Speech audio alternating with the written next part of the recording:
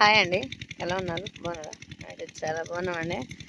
ఇంక ఈ మధ్య రీసెంట్గా చాలా సంఘటనలు అయితే జరిగినాయి. మీరు కూడా కామెంట్ చేస్తూ ఉన్నారు. అది ఏంటి విషయం అంటే, అదే మా వదిన ఉంది కదా రాజీ, ఇంకా వదిన వాళ్ళ మా అత్తగారు రీసెంట్గా అనారోగ్యంతో బాధపడుతూ ఇంకా మరణించారు. అందుకని చెప్పేసి అదే మనే పోస్ట్ చేస్తూనే ఉన్నాడు మీకు. కానీ అయినప్పటికీ ఏంటంటే, రోజా మరి మీరు మీ అత్తగారి కాడికి వెళ్ళారా లేదా అని, మరి ఎందుకు అలా ఉంటున్నారు, అసలుకి వెళ్ళినందుకు కూడా అసలు వెళ్ళారా లేదా అనే కామెంట్ చేస్తూ ఉన్నారు. వెళ్ళాము, అత్తమ్మ హాస్పిటల్లో ఉన్నప్పుడు కూడా వెళ్ళి, అసలు అత్తమ్మ గుంటూరు వచ్చిన 2 రోజే నేనైతే వెళ్ళానండి. వెళ్ళి అత్తమ్మ హెల్త్ అంతా చూసుకొని బాగానే ఉంది. అప్పుడైతే బాగానే ఉండి ఇంకా ఉదయం పూట టిఫిన్ చేసింది. ఇంకా టిఫిన్ చేసినాక ఇంకా నేను వచ్చేసి 2:30, 3 అయితే వెళ్ళాను. కానీ అప్పటికి ఇంకా అత్తకి డ్రెస్ చేంజ్ చేసి ఇంకా అలా ఉంచారు. ఇంకా ఉంచేటప్పటికి ఇంకా ఫుడ్ కూడా ఏం తినలేదంట. అప్పటికి కూడా తినకపోయేటప్పటికి ఇంకా అదే మా అత్తయ్య వాళ్ళ చెల్లెలు ఉంది రానత్త, ఇంకా అమ్మ నేను ఇంక ఇప్పుడే అత్తకి బట్టలు అయితే మార్చేసా కదా, మరి నా చేతులు అయితే బాగలేదు, నువ్వైతే అన్నం పెట్టు అని చెప్పింది. ఇంకా సరే అత్తమ్మ అని చెప్పేసి ఆ రోజు నేను వీడియో తెద్దామని కూడా మనసుకి చాలా బాధ అనిపించింది. ఇంకా అత్తయ్యని అలా చూడంగానే నా కళ్ళంటి నీళ్ళు కూడా వచ్చినాయి. ఆ క్షణాన ఏం మాట్లాడాలో ఏం చేయాలో కూడా అర్థం కావలేదు. అందుకని చెప్పేసి నేను ఇంకా వీడియో కూడా తీయలేదు, మీకు కూడా షేర్ చేయలేదు. అదేవిధంగా ఇంకా అత్తయ్య గారికి అయితే భోజనం అయితే పెట్టేశాను. ఇంకా తింటానే అత్తమ్మ అలాగత్తమ్మ ఇలాగత్తమ్మ నీ గురించి నువ్వు ఆలోచించుకుని ఆరోగ్యం నువ్వు బాగా చూసుకో అత్తమ్మ అని ధైర్యం చెప్పాను. నాకే ధైర్యం లేదు, కానీ మా అత్తగారు అలాగుంటే ఇంకా నాకే ధైర్యం చాలేదు చాలా వాటికి. మా అత్తగారిని అలా చూసేకే కళ్ళంటి నీళ్ళు వచ్చినాయి. చాలా బాధ అనిపించింది.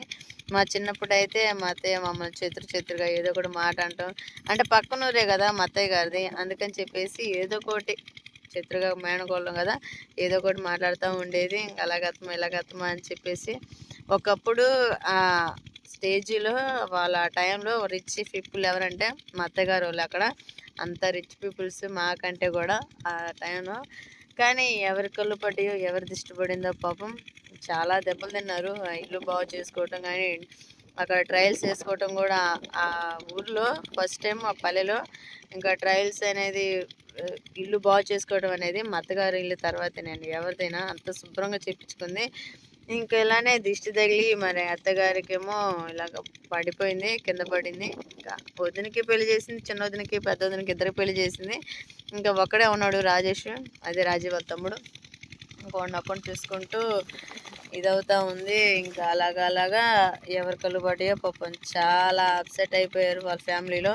మా పెద్ద వదినకి వచ్చేసి ఇలానే బాత్రూంలో పడి షాక్ వచ్చేసి ఇక్కడైతే మా చోట అయితే పాపం అలాగ అయిపోయింది. ఇంకా నెక్స్ట్ వచ్చేసి మా అత్తగారండి, అదే చూశారు కదా ఇంకా అలా పరిస్థితి వచ్చేసింది.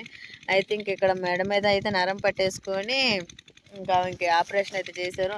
ఆపరేషన్ చేసేటప్పుడే చాలా కేర్‌ఫుల్‌గా ఏదైతే చేయకూడదని చెప్పారంట.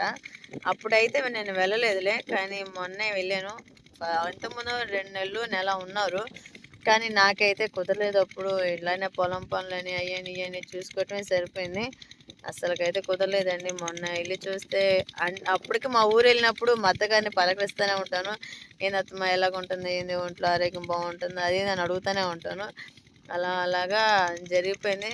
చాలా చివరి స్టేజ్‌కొచ్చాకే అందరికీ మా అత్తగారు బాగా గుర్తుండిపోయింది. చాలామంది కామెంట్ చేస్తున్నారు. "ఏంది రోజా అసలు మీరు మీ అత్తగారి కాడికి వెళ్లారా? మరేంది?" అని అడుగుతా ఉన్నారు. మా ఆయన అయితే రాలేదండి. ఇంకా అత్తమ్మవారు మరణించినప్పుడు.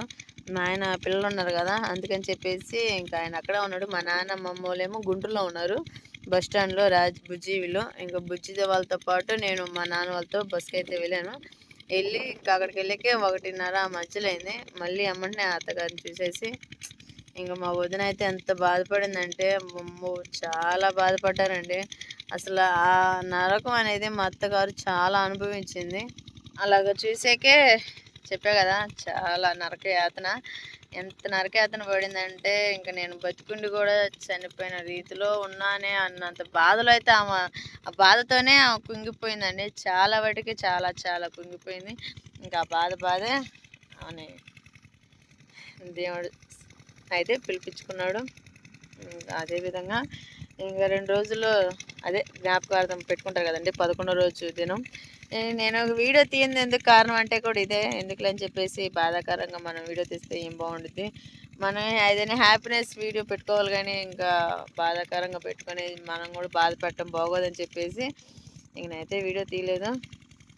అలాగైతే జరిగిందండి. ఇంక 2 రోజుల్లో అయితే అత్తకి జ్ఞాపకార్థం అయితే చేస్తానంట. అదే దినమంటారు. ఇంకా అప్పుడైతే వెళ్ళాలా. సరే ఇంకప్పుడన్నా మీతో షేర్ చేసుకుంటాను. వెళ్ళానో లేదో మీరు రోజా నువ్వు వెళ్ళావో లేదో ప్రూఫ్ ఎలా అనుకుంటారు. అంటే ఉంటారు కదా కొంతమంది నమ్మినోళ్ళు ఉంటారు, నమ్మనోళ్ళు ఉంటారు. అందుకని చెప్పేసి అలా కాకుండా నేను మా అత్తగాడికి వెళ్ళొచ్చింది. చిన్న క్లిప్ అయితే తీశాను. అది అయితే పోస్ట్ చేయాలనిపించలేదు. నాకు కూడా తీయాలనిపించలేదు. అందుకని చెప్పేసి అయితే నేను తీయలేదు. ఈ విధంగా అయితే మా అత్త ఆత్మశాంతి బాగుండాలని ఎవరికి ఏ హాని కాకుండా పిల్లలతో పైనుండి కూడా చూసుకోవాలని మీరందరూ అయితే మనస్ఫూర్తిగా కోరుకొని ప్రే చేయండి. చాలామంది ప్రే చేశారు. రాజీ మీ అమ్మగారికి ఏం కాదు బాగానే ఉండిద్ది. నేను మన వీడియోస్లో చూస్తూ ఉంటాను, కామెంట్స్ కూడా చూస్తూ ఉంటాను. ఇంకా అందుకని చెప్పేసి చాలామంది చాలా హెల్ప్ చేశారు. వాళ్ళకు కూడా చాలా చాలా థ్యాంక్ యూ. అదేవిధంగా ఇంకా మా వదిన పాపం డెలివరీ టైంలో కూడా మా అత్తగారు చాలా చేయలేకపోయింది. కానీ మా వదినకి మా అమ్మ మేము ధైర్యం ఉండి ఇంకా అమ్మాయిని ధైర్యపరిచాము. ఇంకప్పుడు తల్లి లేని స్థితి ఏదో ఒకటి ఉంటే నేను ఒక తల్లి లాంటి తల్లినేనండి. నాకు పిల్లలు ఉన్నారు. ఇంకా ఆ అమ్మాయికి కూడా తల్లి ప్రేమ ఉండాలా. కానీ ఇంకా దేవుడు పెట్టినంత వరకే కదా మనకి ఉండాల్సిందే. మా అమ్మగారంటే మాకు చాలా ఇష్టం. మా అమ్మ కూడా మాకు వాళ్ళ కోడలను కూడా ఒక తల్లిలానే చూసుకుంటూ ఉండిద్ది. కానీ తెలిసి తెలియక కొంతమంది ఏమో అది ఇది అని కామెంట్ చేస్తూ ఉంటారు. ఇంకా ఇంత బాధతో ఉన్నా కూడా మా వదిన మా అన్నయ్య సంతోషంగా ఉంచుకోవాలని అయ్యి అని వీడియోస్ తీస్తూ ఉన్నాడు. కానీ మీకేమో తెలియక అంటే పొద్దుగల బాధపడుతూ ఉంటుంటే మన అనారోగ్యం పాడైపోయింది.